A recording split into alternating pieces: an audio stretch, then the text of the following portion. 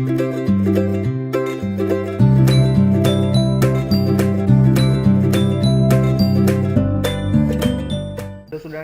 Welcome to શ્લોક maths zone. હું છું યોગેશ સર, તમારો મેથેમેટિક્સ એક્સપર્ટ.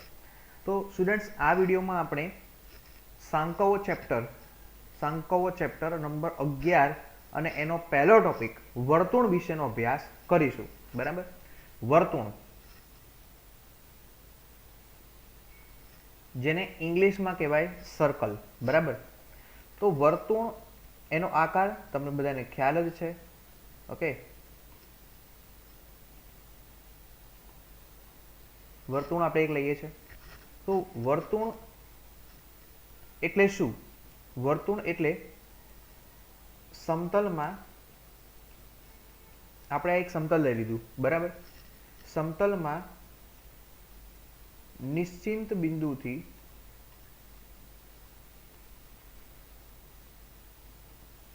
આ એક નિશ્ચિત બિંદુ લઈ લઈએ. આ નિશ્ચિત બિંદુથી અચળ એટલે કે સમાન અંતરે આવેલા, અચળ અંતરે આવેલા બિંદુઓના ગણને વર્તુળ કહે છે. આ બિંદુથી આ જે બી અંતર આપણને મળે છે, આ અંતર અચળ છે, અને એ અંતર જે આપણને મળે છે એ અંતરથી જેટલા બિંદુ આવેલા છે એનાથી જે ગણ બને છે એને આપણે વર્તુળ કહીએ છીએ. આ નિશ્ચિત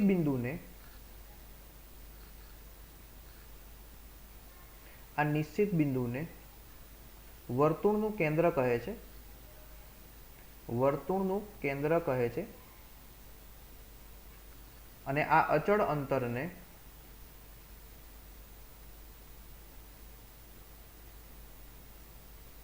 વર્તુળની ત્રિજ્યા કહે છે.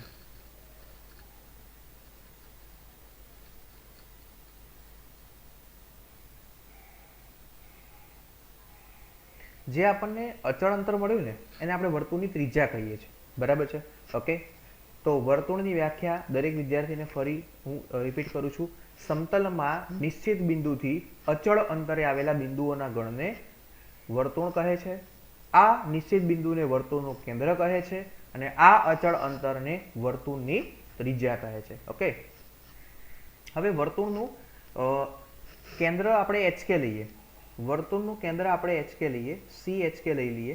બરાબર? તો વર્તુળનું કેન્દ્ર CHK હોય અને ત્રિજ્યા R હોય.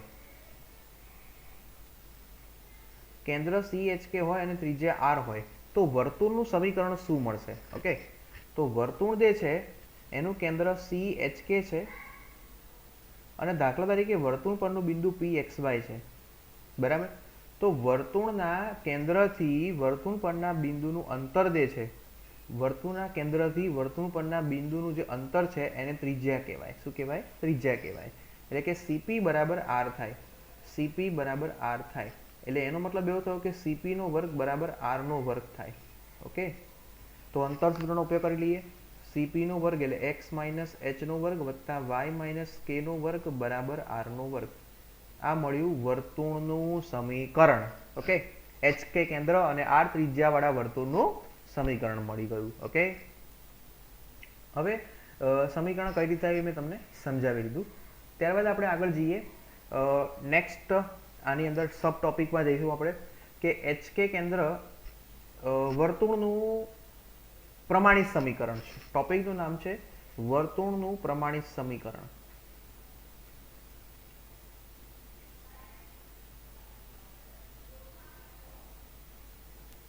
વર્તુળનું પ્રમાણિત સમીકરણ એટલે શું? કે વર્તુળનું કેન્દ્ર છે એ ઉગમ બિંદુ હોય. વર્તુળનું કેન્દ્ર છે એ ઉગમ બિંદુ હોય અને એની ત્રિજ્યા જે છે એ R હોય. તો વર્તુળનું કેન્દ્ર શું થશે? HK છે એ ઉગમ બિંદુ છે. HK છે તે ઉગમ બિંદુ છે. બરાબર? વર્તુળનું કેન્દ્ર છે તે ઉગમ બિંદુ છે, 0 0 છે. તો વર્તુળનું સમીકરણ આપણે શું લખ્યું છે? x ઓછા h નો વર્ગ વત્તા y ઓછા k નો વર્ગ બરાબર R નો વર્ગ. આમાં HK ની જગ્યાએ તમારે 0 0 મૂકવાના. એટલે x ઓછા 0 નો વર્ગ વત્તા y ઓછા 0 નો વર્ગ બરાબર R નો વર્ગ. એટલે x² + y² બરાબર r², જે તમને વર્તુળનું પ્રમાણિત સમીકરણ મળે છે. ઓકે, ત્યારબાદ આપણે જોઈએ એકમ વર્તુળનું સમીકરણ.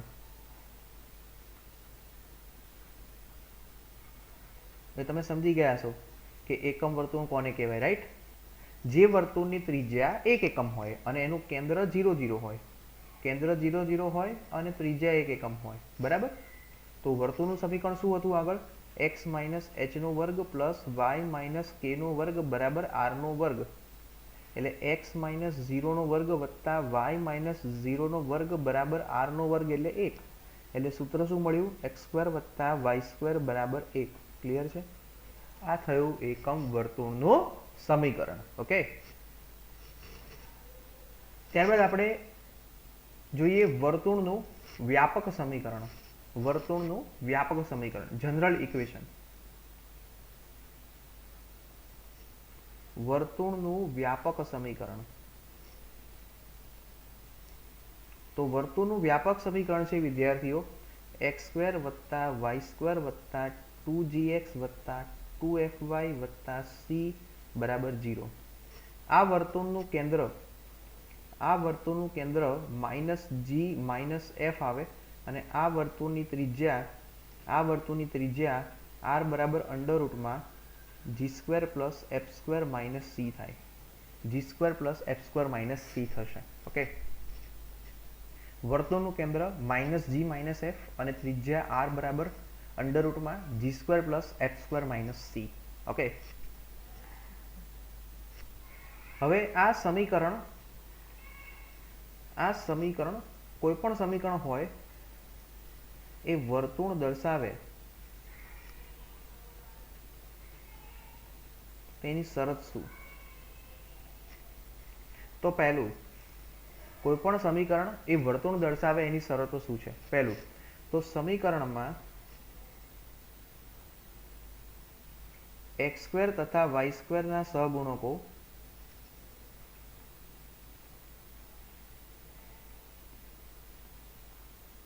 સમાન તથા શૂન્યેતર હોવા જોઈએ.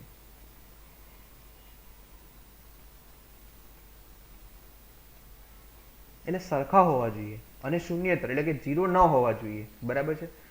સમીકરણમાં x² અને y² ના સહગુણકો સમાન તથા શૂન્યેતર હોવા જોઈએ. નેક્સ્ટ પોઈન્ટ, સમીકરણમાં xy વાળું પદ ન હોવું જોઈએ. એટલે કે xy નો સહગુણક 0 થવો જોઈએ. અને ત્રીજું, g² + f² - c > 0 થવું જોઈએ. ઓકે, તો ઉપરોક્ત શરતનું પાલન કરે, ઉપરોક્ત બધી જ શરતનું પાલન કરતા સમીકરણને વર્તુળ કહે છે. આ ઉપરની બધી જ શરત એટલે કે 3 શરતનું જે સમીકરણ પાલન કરે એને વર્તુળ કહેવાય. બરાબર છે? ઓકે, હવે આપણે આ જે વર્તુળ આપણે લીધું, આ વર્તુળ દ્વારા અક્ષો પર કપાતી જીવાની લંબાઈ આપણે શોધીશું. બરાબર? દાખલા તરીકે આપણે એક આ વર્તુળ લઈએ છીએ. આ વર્તુળ છે એ x અક્ષ પર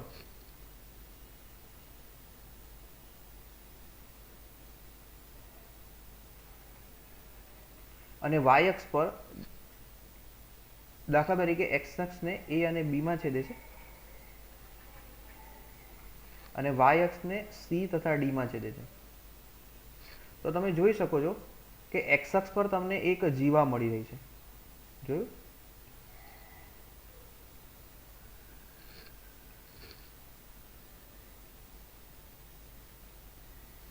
એવી રીતે તમને y અક્ષ પર પણ એક જીવા મળી રહી છે. જુઓ, તો આ x અક્ષ પર અને y અક્ષ પર જે જીવા મળે છે એની લંબાઈ તમારે શોધવાની છે. તો વર્તુળ x² + y² + 2gx + 2fy + c = 0 દ્વારા અક્ષો પર કપાતી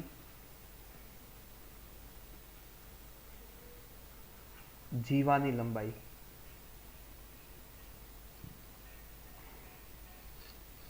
તો એના માટે પહેલું સૂત્ર છે કે એક્સ અક્ષ પર કપાતી જીવાની લંબાઈ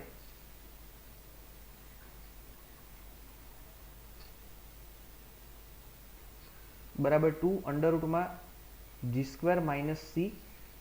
અને બીજું સૂત્ર છે વાય અક્ષ પર કપાતી જીવાની લંબાઈ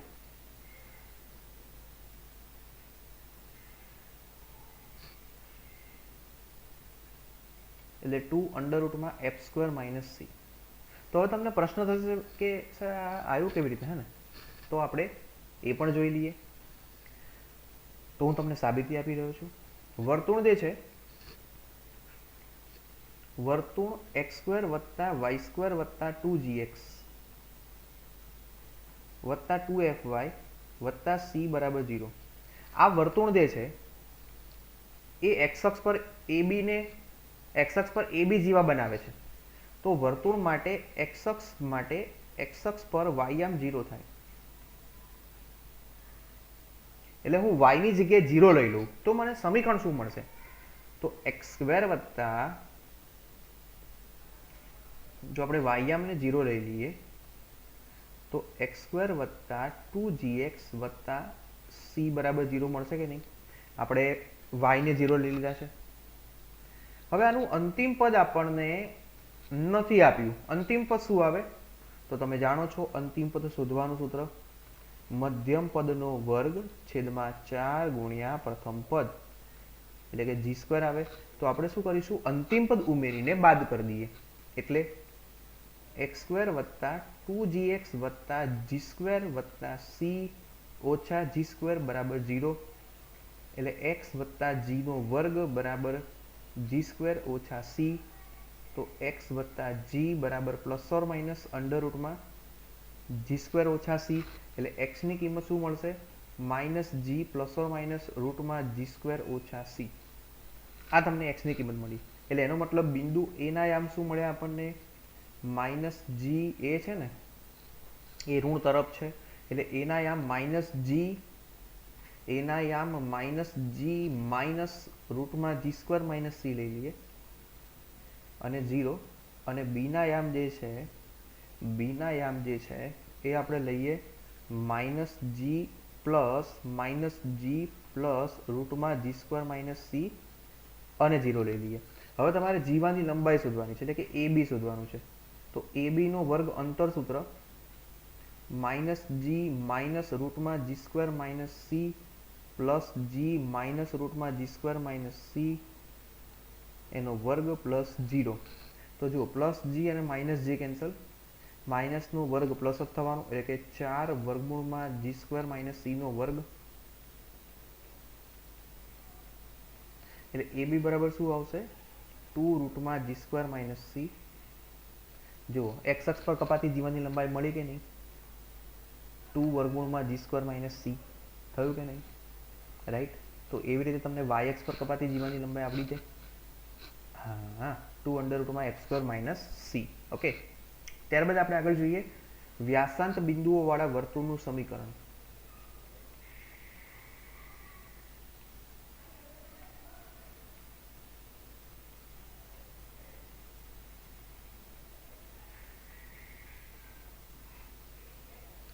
વ્યાસાંત બિંદુઓ વાળા વર્તુળનું સમીકરણ. તો દાખલા તરીકે તમને એક વર્તુળ આપ્યું છે, બરાબર? આ વર્તુળ છે એના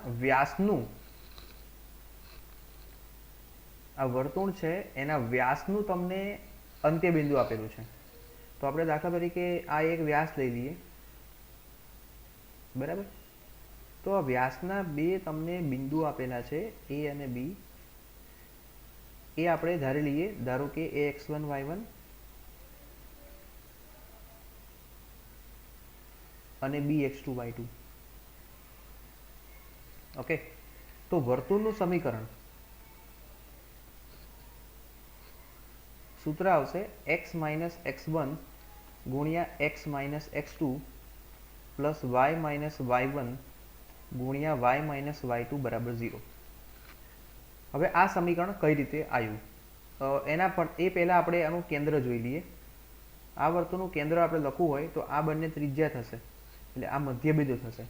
એટલે કેન્દ્ર લખવું હોય તો c બરાબર x યામનો સરવાળો ભાગ્યા 2 અને y યામનો સરવાળો ભાગ્યા 2. અને ત્રિજ્યા લખવી હોય તો વ્યાસના અડધા થશે, બરાબર. એટલે 1/2 અંડર રૂટમાં x યામના તફાવતનો વર્ગ વત્તા y યામના તફાવતનો વર્ગ. ઓકે. હવે આ વર્તુળનું સમીકરણ કઈ રીતે આવ્યું? તો દાખલા તરીકે આપણે કોઈ એક બિંદુ લઈ લઈએ, વર્તુળ પરનું બિંદુ લઈ લઈએ p x y લઈ લઈએ છે.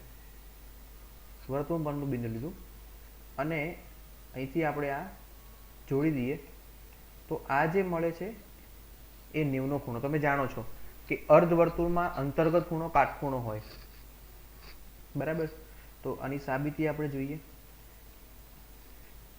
તો અર્ધવર્તુળમાં અંતર્ગત ખૂણો કાટખૂણો હોય એના પરથી તમે જુઓ તો PA એ PB ને લંબ છે, રાઈટ. તો PA નો ઢાળ ગુણ્યા PB નો ઢાળ બરાબર -1. તો PA નો ઢાળ શું આવશે? ઢાળનું સૂત્ર તમે જાણો છો, y યામનો તફાવત, y યામનો તફાવત છેદમાં તે જ ક્રમમાં x યામનો તફાવત, રાઈટ. ઓકે.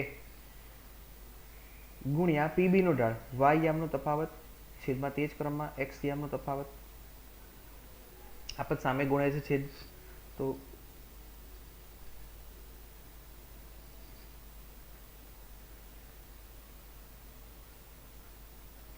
મળી ગયું સૂત્ર, જોઈ લો.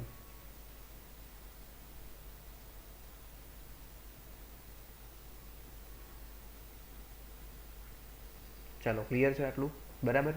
હવે વ્યાસાંધવાળા વર્તુળનું સમીકરણ છે એના પછી આપણે જોઈએ નેક્સ્ટ ટોપિક. વર્તુળ જે છે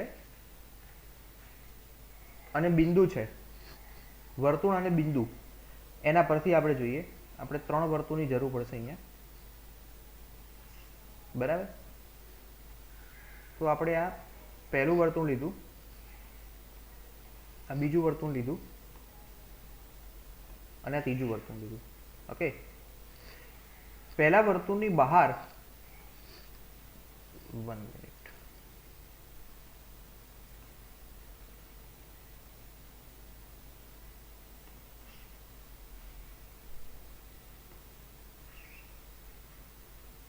ઓકે.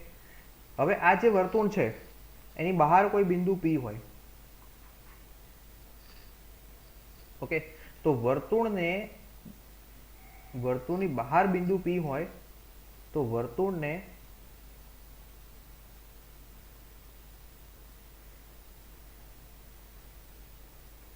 બે સ્પર્શક દોરી શકાય.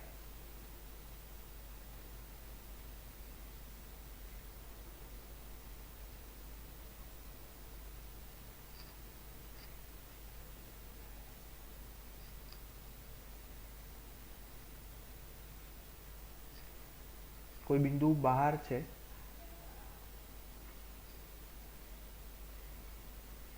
આ બહાર બિંદુ છે, તો તે બિંદુમાંથી વર્તુળને બે સ્પર્શક દોરી શકાય. હવે એ બિંદુ ધારો કે વર્તુળ ઉપર હોય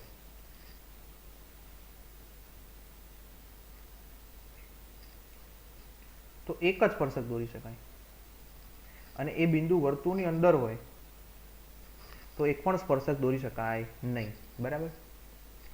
તો આ જે વિકલ્પ બન્યો એ કયો છે કે બિંદુ વર્તુળની બહાર છે.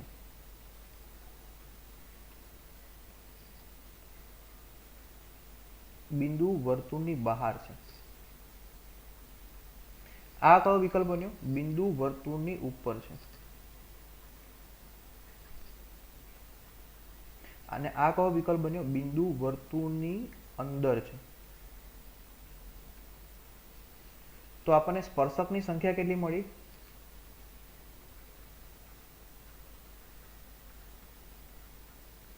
2. આમાં સ્પર્શકની સંખ્યા કેટલી મળી?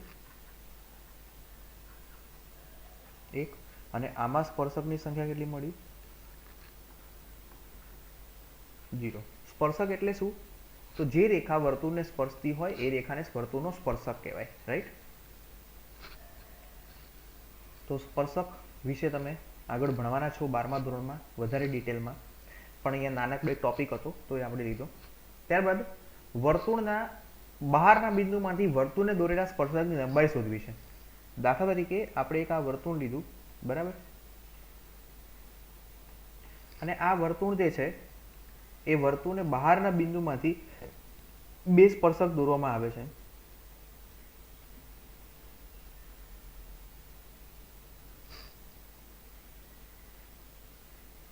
દાખલા તરીકે આ એક સ્પર્શક, 2 સ્પર્શક દોર્યા છે વર્તુળના બહારના બિંદુ P માંથી, બરાબર, વર્તુળની બહારના બિંદુ P માંથી વર્તુળને સ્પર્શક દોરવામાં આવે છે. તો આ વર્તુળનું કેન્દ્ર, બરાબર, ઓકે.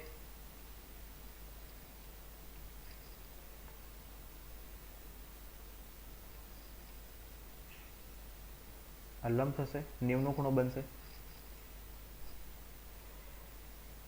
ઓકે, ધારો કે વર્તુળનું કેન્દ્ર જે છે એ આપણે જોયું હતું -g - f.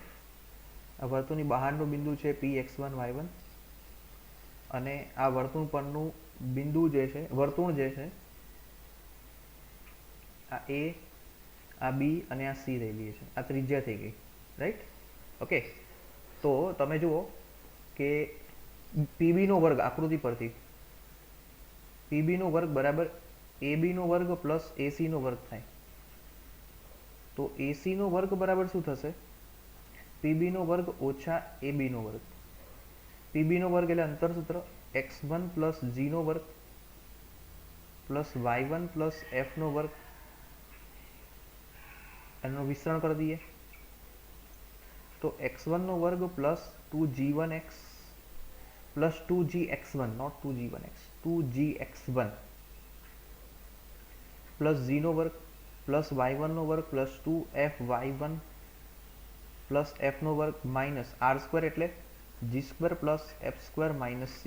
તો તમે જુઓ g² અને f² ઉડી જશે, રાઈટ? તો શું મળ્યું આપણને? x1 નો વર્ગ વત્તા y1 નો વર્ગ વત્તા 2gx1 વત્તા 2fy1 પ્લસ c. તો જે લંબાઈ જે છે AC એ આવશે વર્ગમૂળમાં x1 નો વર્ગ વત્તા y1 નો વર્ગ વત્તા 2gx1 વત્તા 2fy1 વત્તા c. એટલે વર્તુળની બહારના બિંદુ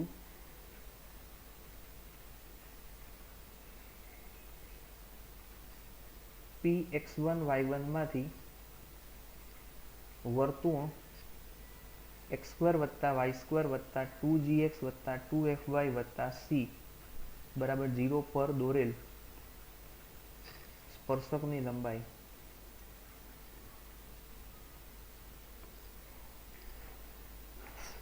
તો સ્પર્શકની લંબાઈ શોધવા માટે થિયરી કરવાની નથી. ટેકનિક શું છે કે વર્તુળના સમીકરણમાં તમારે બિંદુ મૂકીને એનું વર્ગમૂળ લઈ લેવાનું છે. વર્ગમૂળમાં વર્તુળના સમીકરણમાં બિંદુ મૂકી દેવાનું છે. ઓકે, તો આ થઈ વાત વર્તુળની. વર્તુળનો એક ટોપિક આપણે જોયો. નેક્સ્ટ ટોપિક આપણે બીજા વિડીયોમાં જઈશું. તો વિદ્યાર્થીઓ, તમને વિડીયો ગમ્યો હશે 100%, હે ને? મજા આવી ને?